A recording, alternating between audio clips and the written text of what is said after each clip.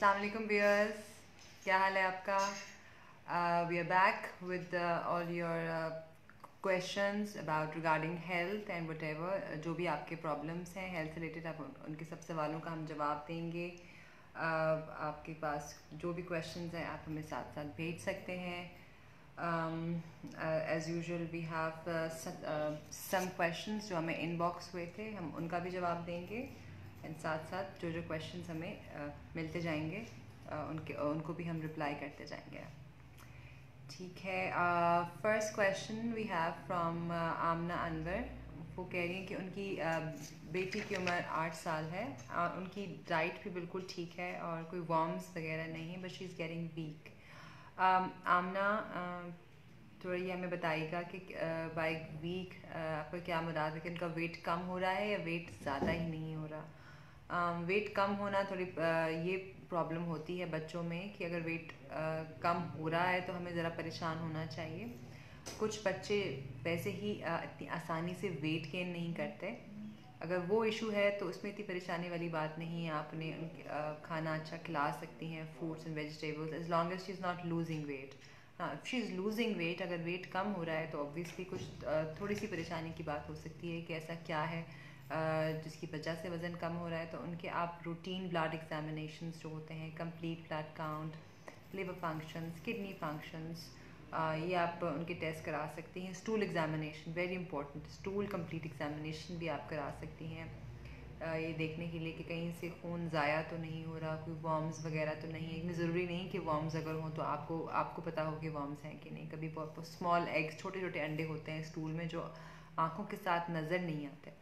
तो अगर वो इशू है तो उसके लिए स्टूल कंप्लीट एग्जामिनेशन कराना होगा और ये देखना है कि आप उसका वेट आपने साथ साथ देखते रहना है कि अब कितना वेट है, 1 महीने पहले कितना वेट था, कितना वेट गेन कर रही हैं 1 महीने में, कितना वेट लूज़ कर रही हैं 1 महीने में। लेकिन आम तौर पे हम सब पेरेंट्स का ये होता है कि हमारे बच्चे कमज़ोर हैं, उस तरह खा नहीं रहे, but generally you have to see के whether there is weight gain or there is loss of weight and how much weight is being lost. Try to, ये कोशिश करें कि बच्चे बाहर से खाना पीना ना करें, फास्ट फूड्स ना खाएं, ड्रिंक्स वगैरह ना इस्तेमाल करें, घर का खाना दें। फ्राइज़ भी हो या कुछ भी चीज़ आपने फ्राई भी करनी हो तो घर में आप उन्हें फ्राई करके दें। सब्जियों का इस्तेमाल रखें, रोटी चावल एवरीथिंग, हर चीज़ खानी चाहिए। और वेट लूज़ नहीं होना चाहिए। इन दैट केस आप सिर्फ इनका एक रूटीन एग्जामिनेशन करवा लें जिसमें मैंने आपको बताया complete blood count, liver functions and stool complete examination, ये बहुत ज़रूरी है।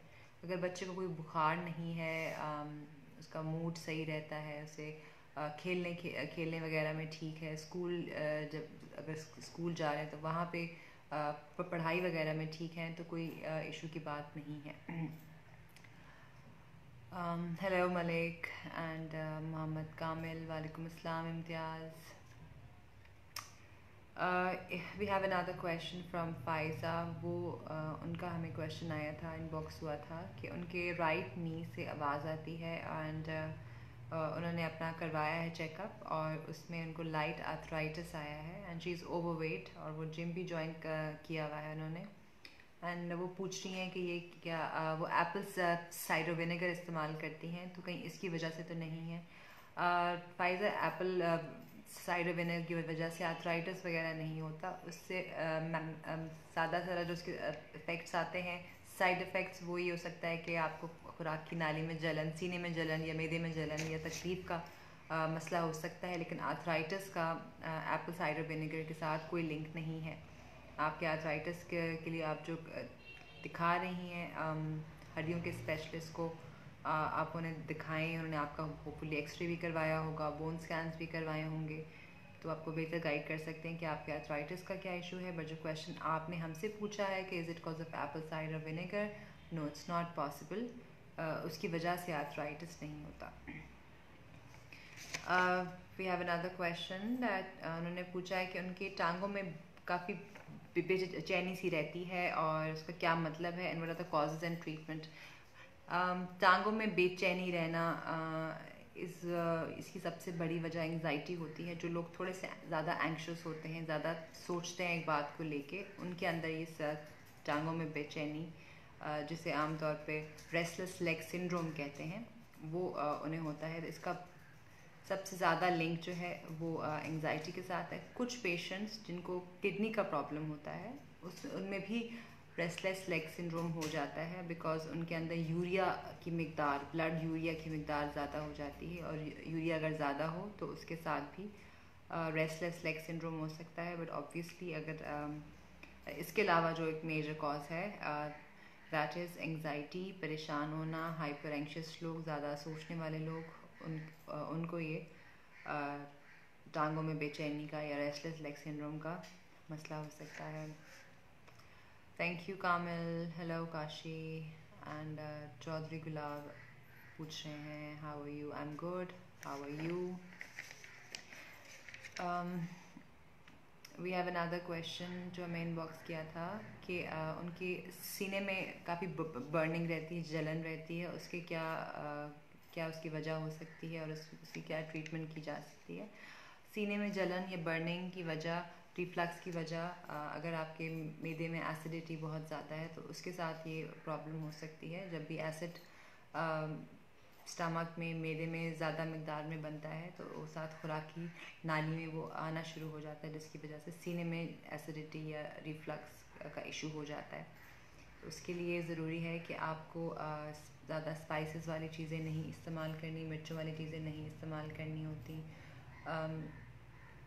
ड्रिंक्स वगैरह नहीं इस्तेमाल करने, किसी भी चीज़ जिसमें एसिडिटी ज़्यादा हो। जैसे कि सर्दियाँ आ रही हैं, ऑरेंजेस का सीज़न भी आएगा तो ऑरेंज माल्टे के अंदर भी एसिड होता है, सिट्रिक एसिड होता है। तो कुछ जिन लोगों को ये इशू होता है उनको ऑरेंज के साथ भी रिफ्लक्स और बर्निंग शुरू हो जाती है, तो आपको ऑरेंजेस का इस्तेमाल भी कम करना चाहिए, फ्राइड चीज़ें वगैरह कम इस्तेमाल करनी चाहिए, और एक टाइम पे थोड़ी मकदार में खाना चाहिए, पेट भर के खाना चाहिए। उसके बाद लेटना नहीं चाहिए, रात के खाने में, सोने में कम से कम 3 से 4 घंटे का वक्फा भी होना चाहिए। एक्सरसाइज बहुत ज़रूरी है अगर आपको एसिडिटी का या रिफ्लक्स का इशू है। और इसके साथ साथ अगर आप स्मोकर हैं तो आपको स्मोकिंग भी नहीं करनी चाहिए।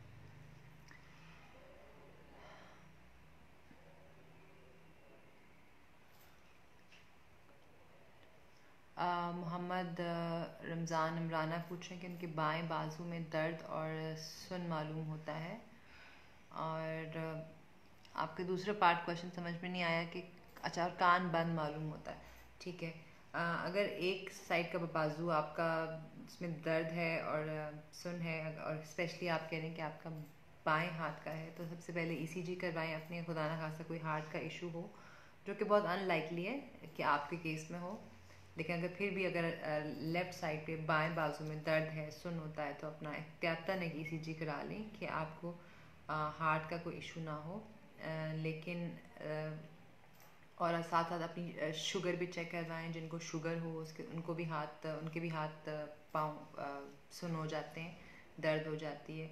जोड़ों का कोई इशू हो तो उसके साथ भी बाजू में दर्द शुरू हो जाती है, तो देखिए आपके कोई जॉइंट्स तो नहीं इन्वॉल्व। और दूसरा, आपको इस तरह का काम तो नहीं करते जिससे आपको एक ही हाथ से ज़ोर लगाना पड़ता हो। सो अपनी ईसीजी करवाएं, एक्सरे करवा लें अपने जो आपके लेफ़्ट साइड के जॉइंट्स हैं, शुगर चेक करवा लें, यूरिक एसिड चेक करवा लें, कहीं आपको शुगर तो नहीं जिसकी वजह से आपको बाएं हाथ का बाजू सुन महसूस होता है। Hello Ehtisham, hello Ayesha.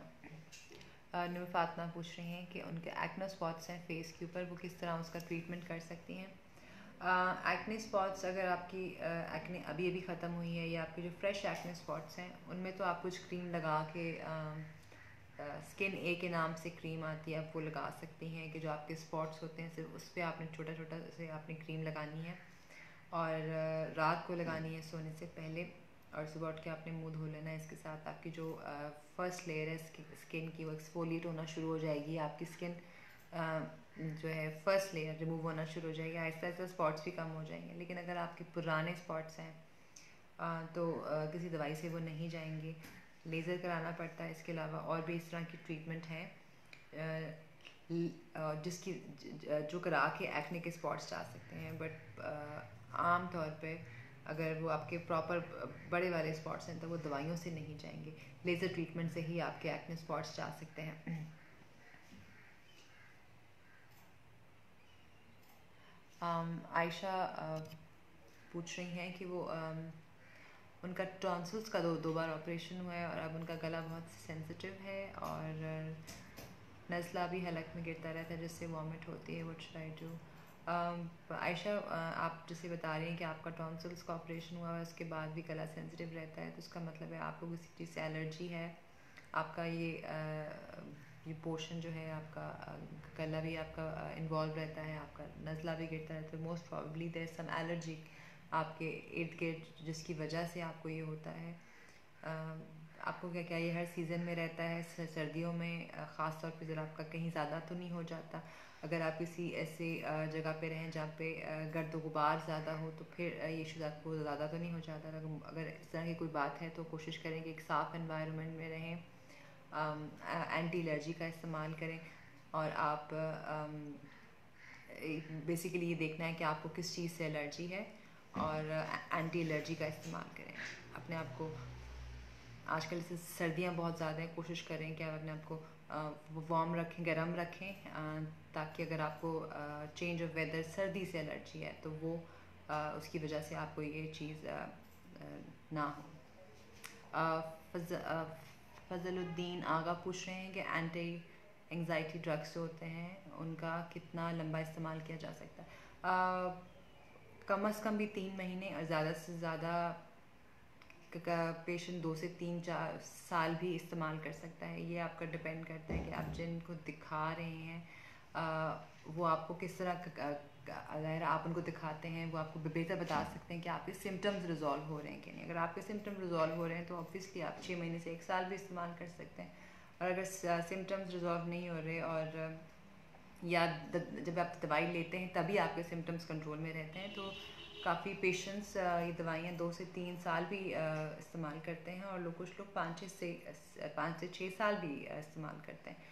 तो इसका कोई फिक्स्ड वो नहीं है कि आपने इतने महीने इस्तेमाल करना है। इट ऑल डिपेंड्स कि आपके सिम्टम्स का रिस्पॉन्स कैसा है और आपके सिम्टम्स कंट्रोल हो गए हैं या नहीं हो रहे हैं। और जब भी इनको छोड़ना होता है इनको आहिस्ता आहिस्ता छोड़ना होता है, फ़ौरन से इनको नहीं छोड़ सकते। इनकी डोज हाफ़ करनी होती है, उस हाफ़ डोज पे भी कुछ महीने रहना पड़ता है और आहिस्ता आहिस्ता इस दवाई को ख़त्म किया जाता है।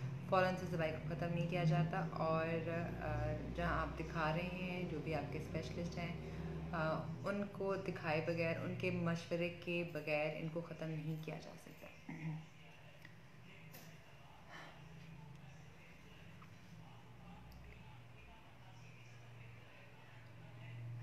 मोहम्मद दिलदार, उनका उनका क्वेश्चन है कि उनके सर में दर्द रहता है रोज़ाना और काफ़ी अरसे से, कभी उनके आधे सर में होता है और कभी पूरे सर में, एंड उनकी एज इज़ 29 और तकरीबन 8 साल से पेन हो रही है। पैनल एक्स्ट्रा से खाएं तो आराम आ जाता है। पहले तो ये बताइए मोहम्मद दिलदार साहब कि आपने इसके लिए क्या क्या, अगर आपको 8 साल से तकलीफ़ है तो आपने कहीं पे दिखाया होगा, आपके कुछ खून के टेस्ट हुए हैं कि नहीं हुए हैं, आपका कोई सीटी स्कैन हुआ है या नहीं हुआ, आपके आंखों का एग्जामिनेशन हुआ है या नहीं हुआ, या आपने खुद से ही अपना इलाज कर रहे हैं 8 साल से? अगर आधे सर में दर्द होता है तो मोस्ट प्रॉब्ली ये मीग्रेन का दर्द होता है और ये किसी ना किसी वजह से एग्रीवेट होता है। मीग्रेन हर वक्त तो नहीं रहता, कोई ना कोई इसके फैक्टर्स होते हैं जिसकी वजह से मीग्रेन एग्रीवेट हो जाता है। तो मोस्ट कॉमन फैक्टर्स जिसकी वजह से मीग्रेन एक्टिव होता है वो एंग्जाइटी होती है, नींद की कमी होती है, चॉकलेट खाना, चीज़ खाना या ज़्यादा चाय या कॉफ़ी इस्तेमाल करना। जिन लोगों को मीग्रेन होता है उनको इन चीज़ों के इस्तेमाल से या नींद ना पूरी होने से मीग्रेन का अटैक एग्रीवेट हो सकता है। ठीक है, और लेकिन हम मीग्रेन आपकी जो प्रॉब्लम है, आपका हेडेक है, मीग्रेन उसको तभी लेबल करेंगे जब हम ये देख लेंगे कि आपको कोई और ऐसी कोई आपके दिमाग में कोई वो तो नहीं है, रीज़न तो नहीं जिसकी वजह से आपको सर में दर्द होता है। आपकी आंखों का नंबर ठीक है, दूर की नज़र और करीब की नज़र भी आपकी ठीक है या नहीं है, तो अपनी आंखों का चेकअप करवाएं कि आपकी नज़र ठीक है या नहीं है। और 8 साल से दर्द है तो अपना ब्रेन का सीटी स्कैन ज़रूर करवाएं देखने के लिए कि कोई अंदर कोई इशू तो नहीं है। और अगर सब ठीक आता है तो मोस्ट प्रॉब्ली आपको मीग्रेन का इशू है और वो तो वापस और वो मैं आपको बताया कि जिन चीज़ों से एग्रीवेट होता है वो चीज़ों को अवॉइड करें और जब भी एक्यूट अटैक हो कोशिश करें कि जो भी पेन किलर आपको सूट करता है वो ले लें और आराम करें। लेकिन सबसे पहले आपको जैसे बताया कि अपना आँखों को एग्जामिनेशन करवा लें और अपना ब्रेन का सीटी करवा लें।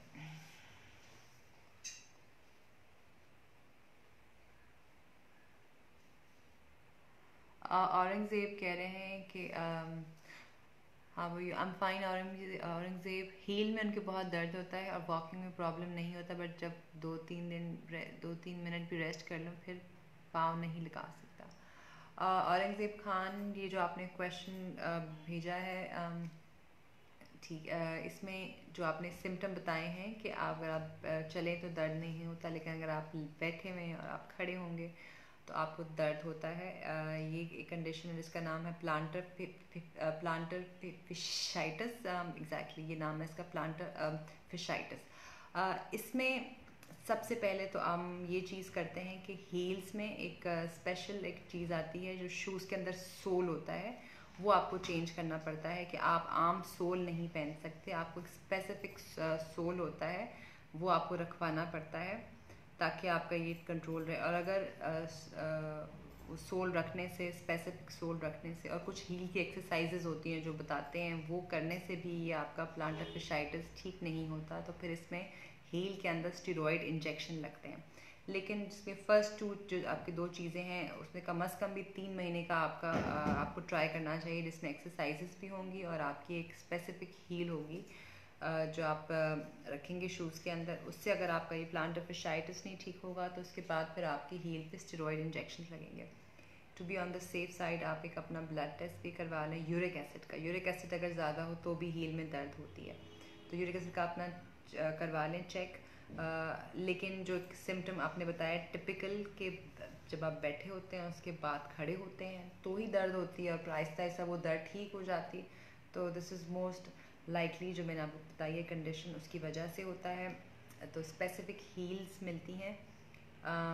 मुझे एक फ़िलहाल दिमाग में नहीं आ रहा नाम, एक सेंटर है जहाँ से ये हील मिलती है, लेकिन हम आपको थोड़ी देर तक आपको बता देंगे कि वो आपको स्पेसिफिक हील कहाँ से मिलती है, तो वो आप अपने शूज़ में आप वो सोल आप बल्कि आप रखवा सकते हैं। और आप 2 से 3 महीने आप देखिए अगर आपको उससे फ़र्क पड़ता है कि नहीं। अगर आपको फ़र्क नहीं पड़ेगा तो फिर आपको स्टेरॉयड इंजेक्शन हील्स के अंदर लगवाने पड़ेंगे।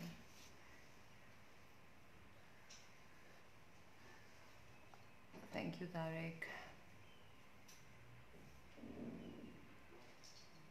अब्दुल कदीर साहब कह रहे हैं कि मैं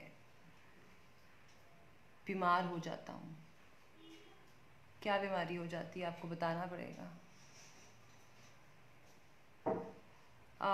मैंने आपके सवाल का जवाब दे दिया फजलुद्दीना का। आपने पूछा आपको ड्रग्स कितने देर तक इस्तेमाल कर सकते हैं। मैंने आपको बताया था कि आपके स्पेशलिस्ट जितनी देर तक आपको इस्तेमाल करवाना चाहें, 3 साल, 4 साल, 6 माह, इसकी कोई स्पेसिफिक ड्यूरेशन नहीं है। लोग उसको बहुत सारे साल इस्तेमाल कर सकते हैं। इट ऑल डिपेंड्स कि आपके सिम्टम्स आर इन कंट्रोल और नॉट।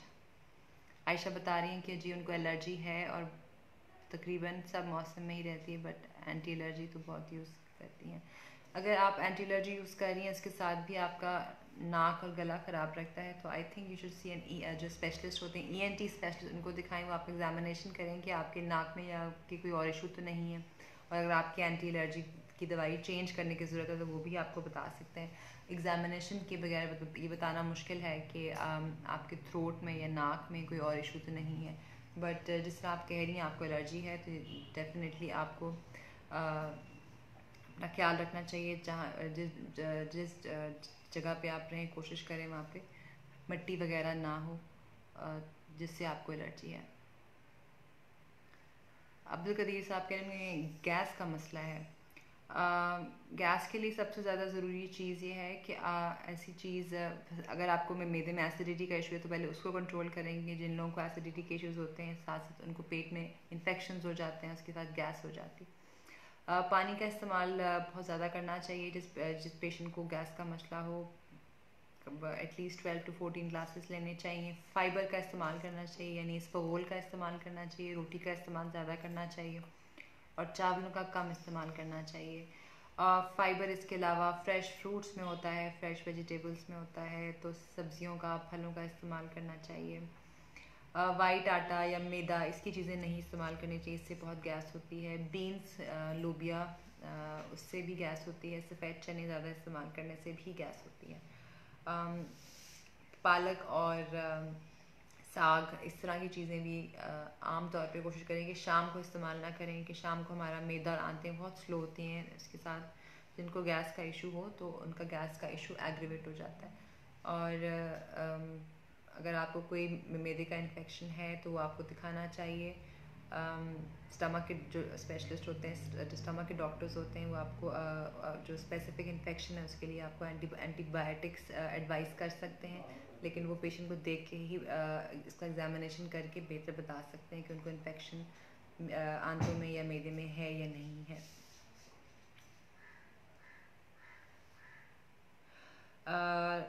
निसार अहमद का क्वेश्चन है कि उनका स्टमक प्रॉब्लम है और हार्ट बर्न होता है और वेट काफ़ी कम है, सेहत रोज़ बरोज़ कम हो रही है।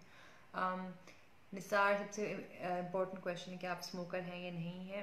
दूसरा ये बात कि आपको अगर हार्ट बर्न हो रहा है और आपका वेट कम हो रहा है और आपको कब से ये एसिडिटी का या स्टमक का इशू है, तो वेट कम होते ही सबसे पहले आपको जो खुराक की नाली और मैदे का कैमरा एग्जामिनेशन होता है, एंडोस्कोपी, वो करवानी पड़ेगी। कोई खुदा ना खास्ता कोई परेशानी वाली बात तो नहीं है जिसके साथ आपका वेट कम हो रहा है। स्टमक प्रॉब्लम के लिए, रिफ्लक्स के लिए, और मैंने आपको जो खाने में एहतियात है वो मैंने अभी थोड़ी देर पहले ही बताई है, दोबारा मैं बता देती हूँ कि आपको स्पाइसेस का या मिर्चों का इस्तेमाल नहीं करना है। बाहर से खाना पीना नहीं खाना चाहिए क्योंकि ज़्यादा ऑयली होता है। घर में भी जो इस्तेमाल करें उसमें ऑयल का इस्तेमाल कम हो, मिर्चों का इस्तेमाल कम हो। कोशिश करें कि आप लाल और हरी मिर्च का छोड़ दें या कम इस्तेमाल करें। काली मिर्च में खाना बना सकें तो काली मिर्च में खाना बना लें। 7 अप, पेप्सी, चाय, कॉफ़ी एक्सेसिव इसका इस्तेमाल ना करें। एक्सरसाइज करें तो इसके साथ आपका स्टमक प्रॉब्लम्स कंट्रोल हो सकती हैं। और अगर ना हो तो फिर आप कुछ दवाइयाँ भी हैं जो आपको दी जा सकती हैं आपके सिम्टम्स के लिए, वो ठीक हो जाए। लेकिन वेट कम होना ये थोड़ी सी परेशानी वाली बात होती है कि खुदा ना खास्ता कुछ ऐसा इशू ना हो जो हम बगैर एंडोस्कोपी के, जो कि जिसका पता करना मुश्किल है। तो आप एंडोस्कोपी यानी कैमरा एग्जामिनेशन करवाएं अपनी खुराक की नाली का, मैदे का और छोटी आंत का, ताकि बेहतर बताया जा सके अंदर क्या सिचुएशन है, उसका क्या इलाज किया जा सकता है। एंटी एंग्जाइटी ड्रग्स का पूछ रहे हैं कि साइड इफ़ेक्ट्स क्या हैं लॉन्ग टर्म। फजलुद्दीन आगा साहब, बहुत ही कम साइड इफ़ेक्ट्स आते हैं जो लोग लॉन्ग टर्म इस्तेमाल करते हैं। सबसे ज़्यादा जो साइड इफ़ेक्ट्स देखने में आते हैं वो होता है कि किसी को लूज मोशन लग जाते हैं या किसी को कॉन्स्टिपेशन हो जाती है। कुछ ड्रग्स की वजह से कॉन्स्टिपेशन होती है, कुछ ड्रग्स की वजह से लूज मोशंस लग जाते हैं। बट ये भी बहुत ही आम नहीं है। बहुत कुछ लोगों को ये प्रॉब्लम होती है। लेकिन आप सेफली ओवर द ईयर्स आप काफ़ी साल इस दवाइयों को इस्तेमाल कर सकते हैं। इनके साथ कोई बड़े इफ़ेक्ट्स नहीं आते।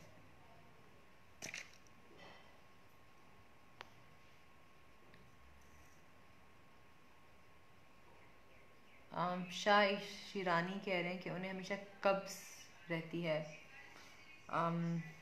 कब्ज़ के लिए मैंने अभी बताया है, जिस तरह कि पानी का इस्तेमाल बहुत ज़्यादा करना होता है, फ़ाइबर का इस्तेमाल बहुत ज़्यादा करना होता है। इसबगोल खाएं, रोटी खाएं, चावल कम खाएं और एक्सरसाइज करें ताकि आपकी कब्ज़ खुले। और अगर तब भी ना हो तो मैदा आंत के स्पेशलिस्ट को दिखा सकते हैं। वो आपको कुछ दवाइयाँ देंगे जिसके साथ आपको आपकी कब्ज़ खुलेगी।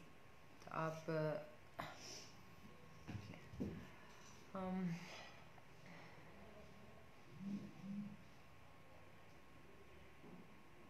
मोहम्मद तैयब पूछ रहे हैं कि वेट लॉस के लिए कुछ बताएं। और उनको अक्सर कब्ज़ रहती है, जो मैंने आपको बता दिया है। मैदे के लिए टैबलेट या मिल्क में इसबगोल का कितना इस्तेमाल करना पड़ता है, इसका छिलका इस्तेमाल करना। जी, आप बिल्कुल इसबगोल पानी में या दूध में किसी में भी इस्तेमाल कर सकते हैं। और इसबगोल का कोई नुकसान नहीं है। आप जितना ज़्यादा इस्तेमाल करेंगे उतनी आपकी कॉन्स्टिपेशन, आपकी कब्ज़ खुलेगी, आपको गैस का मसला नहीं होगा, आपका मैदा भी हेल्दी रहेगा। तो आप बेशक 2 बड़े चम्मच सुबह इस्तेमाल कर लें, 2 आप रात को इस्तेमाल कर लें। इसबगोल का कोई नुकसान नहीं है, ज़्यादा से ज़्यादा इस्तेमाल कर सकते हैं। और मैदे के लिए क्या टैबलेट इस्तेमाल करनी चाहिए? देखें, हमें ये नहीं पता कि ठीक है। तो जब तक ये में आइडिया नहीं होगा कि मैदे में क्या इशू है तो मैदे की दवाई नहीं बता सकते। वेट लॉस के बारे में आपको हम बता देते हैं कि आपको कुछ एक्सरसाइज करनी चाहिए। आजकल आप मौसम बहुत अच्छा है तो आप तेज आप वॉक कर सकते हैं, आप भाग सकते हैं, आप कोई सा भी जिम ज्वाइन कर सकते हैं। एटलीस्ट 45 मिनट्स आप एक्सरसाइज करें। खाने पीने का ख्याल रखें। आप ये देखें कि आप जो चीज़ खा रहे हैं उसके अंदर कितनी कैलोरीज हैं, और इस चीज़ का ख्याल रखें कि आप 1500 कैलोरीज तक इस्तेमाल करें। आप उसमें आप चावल छोड़ दें, मीठा छोड़ दें, ड्रिंक्स छोड़ दें। रोटी का इस्तेमाल कम करें। जहाँ आप एक खाते हैं वहाँ आप आधी कर दें। बड़ा और छोटा गोश्त हफ्ते में एक दफ़ा इस्तेमाल करें। ज़्यादा आप मछली और चिकन का इस्तेमाल कर सकते हैं, और फ्रूट्स भी खा सकते हैं, सब्जियां खा सकते हैं। लेकिन अपनी जहाँ जो आपकी खुराक है उसको हाफ़ कर दें, उसकी मिकदार कम कर दें, एक्सरसाइज बढ़ा दें, तो आप ऑब्वियसली आपका वेट लूज़ हो जाएगा। और आप इस पर गोल बिल्कुल इस्तेमाल कर सकते हैं। उसका कोई इशू नहीं है। जुलैद अहमद कह रहे हैं कि उनके कंधों में बहुत दर्द रहता है, उनको कुछ बता दें। कंधों में दर्द का मोस्ट कॉमन रीज़न जो होता है वो एंग्जाइटी होता है, ज़्यादा परेशान, नींद पूरी ना होना, या विटामिन डी की कमी की वजह से भी हो सकता है। तो आप अपने खून में कैल्शियम का टेस्ट भी करा लें, विटामिन डी का टेस्ट भी करवा लें। अगर आप अपनी नींद पूरी रखें और एंग्जाइटी का कोई परेशानी है तो कोशिश करें उससे भी आप अवॉइड करें, क्योंकि कंधों में दर्द सबसे कॉमन वजह जो है इसकी वो एंग्जाइटी, ज़्यादा परेशान होना या ज़्यादा सोचना एक बात को लेकर।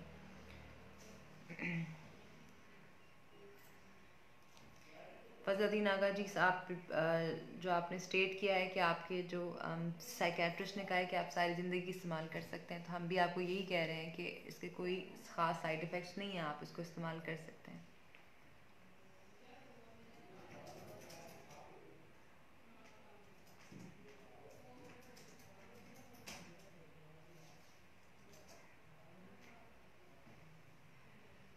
मोहम्मद दिलदार का दोबारा मैसेज आया कि वो आईज का एग्जामिनेशन करा चुके हैं और जितना उनका नंबर काफ़ी अर्से से था वो अभी उनका वही नंबर है, और सीटी स्कैन के लिए कंसल्ट किया है तो डॉक्टर साहब ने जो सिम्टम्स बताए थे वो नहीं थे। मसलन चक्कर आना, डबलिंग होना, ऐसे कोई सिम्टम्स नहीं होते कि अगर आपको सिर्फ चक्कर आए या आपके दो आपको नज़र आए तो ही सीटी स्कैन कराना होता है। अगर हेडेक 8 साल से है तो आप बिल्कुल अपना सीटी करा सकते हैं, सीटी ब्रेन करवा सकते हैं।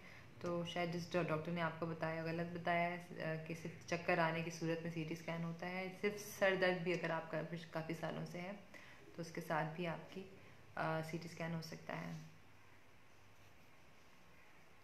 वेलकम औरंगजेब।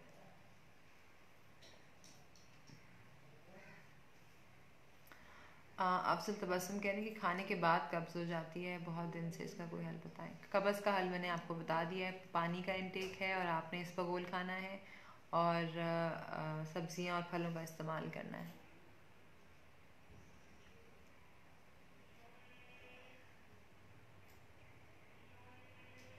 अब्दुल कदीर राशिद कह रहे हैं कि वो एक महीने से ज़्यादा बीमार हैं और बुखार बहुत ज़्यादा है। बुखार के साथ आपके क्या कोई सिम्टम्स हैं? गला ख़राब है, पेट ख़राब है, छोटी पेशाब में आपको कोई बर्निंग है, जलन का इशू है, खांसी है, नज़ला, ज़ुकाम, साथ कोई और सिम्टम है ये नहीं है। अगर आपको कोई सिम्टम है तो आपको अगर खांसी है तो आपको छाती का इन्फेक्शन है, अगर लूज़ मोशंस हैं तो आपको आंतों का इन्फेक्शन है।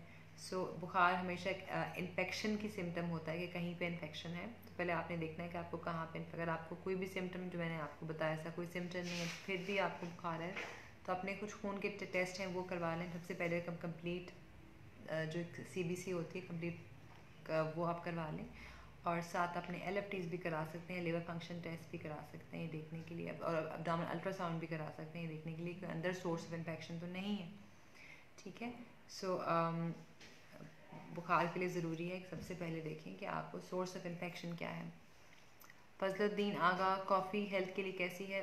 कॉफ़ी के कुछ फ़ायदे भी हैं और नुकसान भी हैं। अगर आप दिन में 1 से 2 कप इस्तेमाल कर रहे हैं तो उससे कोई नुकसान नहीं है, लेकिन कुछ लोगों को उसके साथ मैदे में जलन का इशू, बढ़ने का इशू हो जाता है। इसके अलावा कोई ख़ास नुकसान कॉफ़ी का नहीं है, एक्सेप्ट कि आपकी खुराक की नाली यानी इसोफेगस और स्टमक में एसिडिटी का इशू हो सकता है, बर्निंग का इशू हो सकता है। अगर आप कोई इशू नहीं है तो आप आराम से 1 से 2 कॉफ़ी के कप इस्तेमाल कर सकते हैं। हेलो जीशान।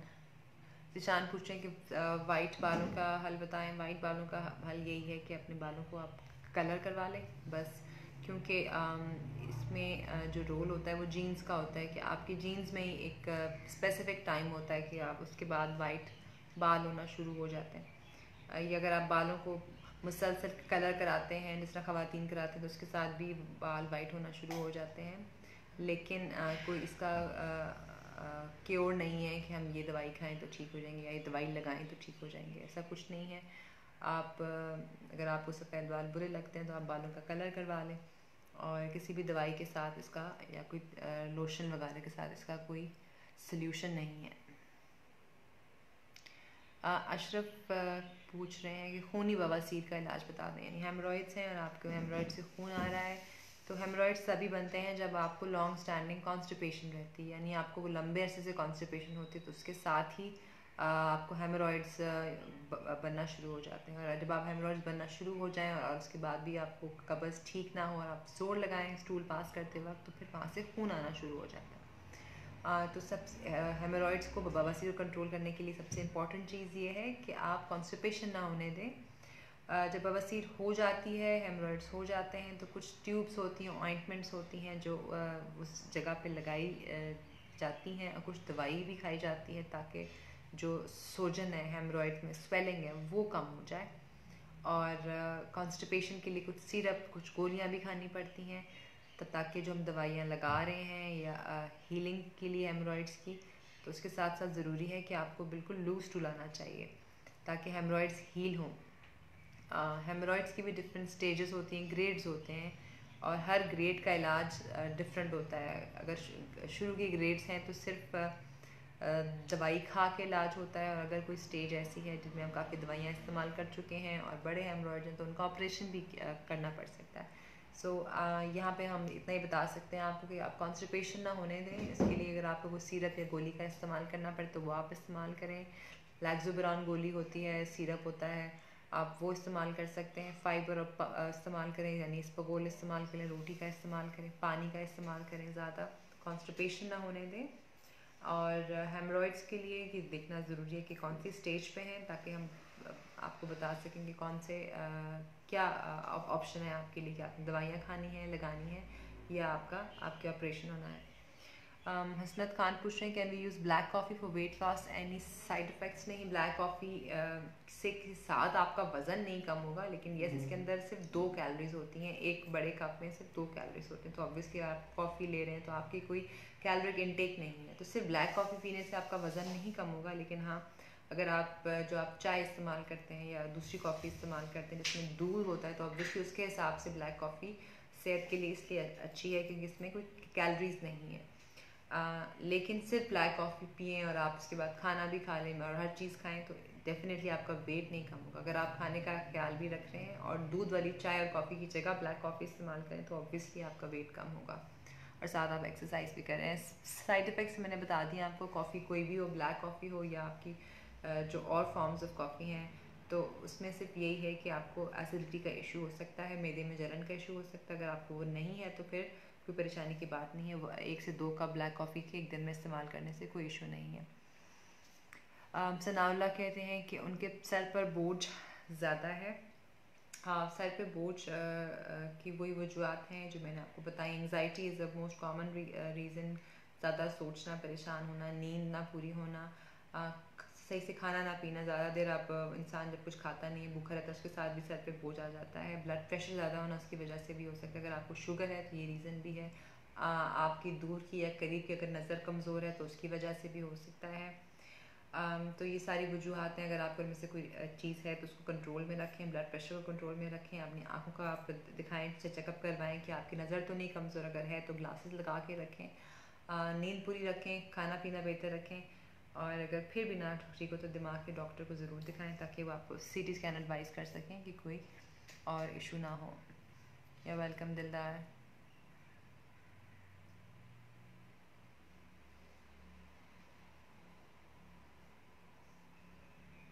हेलो, माफ़ी, मुश्किल, whatever your name is.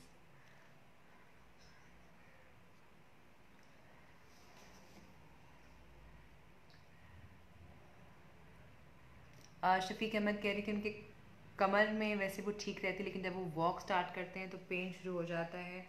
And please reply fast, उन्होंने लिखा। शफीक, आपकी अगर कमर में आपका अगर दर्द रहता है तो सबसे पहले अपना एक्सरे करवाएं कमर की हड्डी का। इसे कहते हैं एक्सरे लंबोसेक्रल स्पाइन। ठीक है, आपको करवा लें देखने के लिए कि आपकी जो कमर की हड्डी है, वो आपकी जो रीढ़ की हड्डी है उस जगह से वो ठीक है या नहीं है, आपकी डिस्क वगैरह ठीक है कि नहीं है। और विटामिन डी अपना करवा लें चेक, कि देखें कि आप ज़्यादा वेट तो नहीं उठा रहे। ठीक है, सो फर्स्ट स्टेप इज़ कि अपना स्पाइन का एक्सरे करवाएं, एक्सरे लंबोसेक्रल स्पाइन, एंड अपना विटामिन डी चेक करवाएं, और उसके बाद विल सी कि आपका क्या इशू है। ज़ीशान फजल पूछ रहे हैं कि पेट से फ़ैट कैसे लूज़ करना है, बेली फ़ैट कैसे लूज़ करना है। ऐसी कोई डाइट एक्सरसाइज नहीं है जिससे एक जगह का फ़ैट जाएगा। आप ये नहीं चूज़ कर सकते कि आपने जी हाथ से वज़न कम करना है या पेट से वज़न कम करना। आपके जब ओवरऑल फ़ैट कम होगा आपके खाने पीने के एहतियात से, एक्सरसाइज से, तो ही आपका हर जगह से फ़ैट कम होगा। हमारे हमारी एक सोच है कि अगर हम पेट की एक्सरसाइजेस करेंगे तो हमारा पेट कम होगा। ऐसा बिल्कुल नहीं है। पेट की एक्सरसाइजेस करने से पेट के जो हमारे एब्स होती हैं, मसल्स, वो तो स्ट्रांग हो सकती हैं, लेकिन उसके सामने जो फ़ैट पड़ा हुआ है वो नहीं कहीं जाएगा। वो आपके खाने के एहतियात से, जब आप मीठा छोड़ेंगे, अपनी कैलोरीज कम करेंगे, जब ओवरऑल आपका बॉडी से फ़ैट कम होगा तो ही आपके पेट से फ़ैट जाएगा। तो किसी पर्टिकुलर एक्सरसाइज या पर्टिकुलर खाने से पेट का फ़ैट नहीं जाएगा। जनरली जो मैंने आपको खाने के रूल्स बताए हैं जिससे वेट कम किया जा सकता है, आप वो अप्लाई करें, एक्सरसाइज करें, और जब आपके सारा फ़ैट कम होगा तो ऑटोमेटिकली पेट से फ़ैट भी जाएगा। थोड़ा सा इशू ये है कि सबसे एंड पे जो है वो फ़ैट, जो पेट का फ़ैट है, बेली फ़ैट सबसे एंड पे जाता है। तो आपने हिम्मत नहीं हारनी। अगर आपका वेट कम हो रहा है लेकिन आपके पेट से फ़ैट नहीं जा रहा, तो आपको बस थोड़ा सा हिम्मत नहीं हारनी। अपना जो भी आप प्रोसेस कर रहे हैं खाने का, एक्सरसाइज का, वो कंटिन्यू रखना है। इवेंचुअली 5-6 महीने बाद सबसे एंड पे आपकी बॉडी जो आपके पेट पे फ़ैट है वो लूज़ करती है। सो बेली फ़ैट सबसे लेट जाता है, लेकिन आपका चला जाएगा at least 5 to 6 months of exercise and जो खाने का आप एहतियात करेंगे इसके साथ।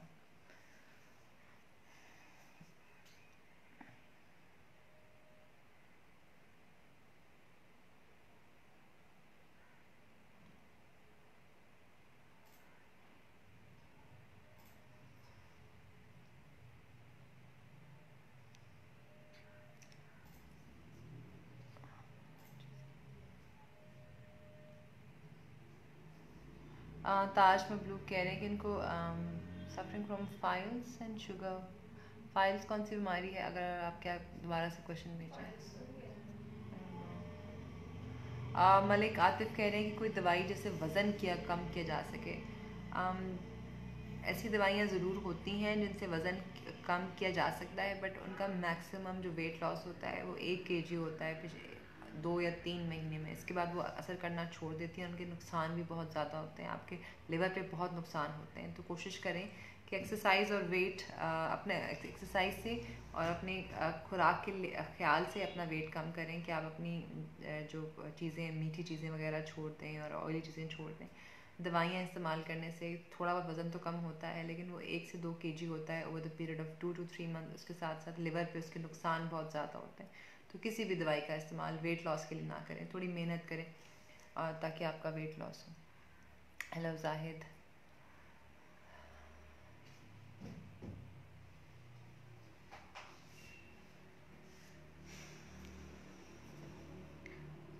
अख्तर जान कह रहे हैं कि उनका पेट बड़ा होता जा रहा है।